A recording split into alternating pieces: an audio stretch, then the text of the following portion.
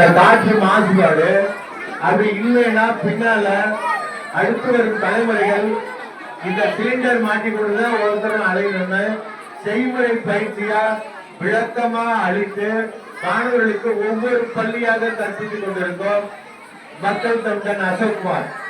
அவரை பாத்தீங்கன்னா அவரு பேஸ்புக்ல எல்லாம் பாத்தீங்கன்னா அப்படின்னா அவங்க பையன் சுதர்சன் அப்படியே அவரையும் அந்த இது கொண்டு வந்துருக்காரு.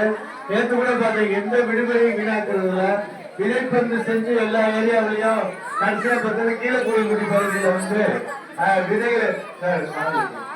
விதைகளை வந்து பையனோட வச்சு போய் இது பண்ணிட்டு இருக்காரு. அதுக்கப்புறம் ஒரு விடுமுறையில பார்த்தாக்கா புல்லூத்துல நம்ம மக்கள் இப்ப எல்லா இடத்துலயும் விதைக்கிறாங்கல்ல கண்ணாடி பாட்டுல அத அப்பாவும் மகனுமா போய் புல்லூத்து பகுதிகள்ல அதை எல்லாத்தையுமே வந்து சேகரித்து எடுத்து அந்த சுற்றுப்புறத்தை ஃபுல்லா தூய்மைப்படுத்துறாங்க. அப்புறம் அங்கங்க இப்ப இடையில ஒரு 15 கட்டடம் இருக்கும்போது ஒரு 20 விதைகள் ஒரு பாதாம் விதை அந்த செடியெல்லாம் சேகரித்து வச்சு எக்கோ பார்க்ல பாதிமான இவர் நட்டதான் அப்பப்ப தூய்மைப்படுத்திக்கிட்டே இருக்காங்க. இந்த பசுமை நாயங்களுக்கு இந்த பள்ளியில வந்து எங்க குழந்தைகளுக்கும் அப்பப்ப விழிப்புணர்வு ஏற்படுத்தி கொடுத்திருக்காரு.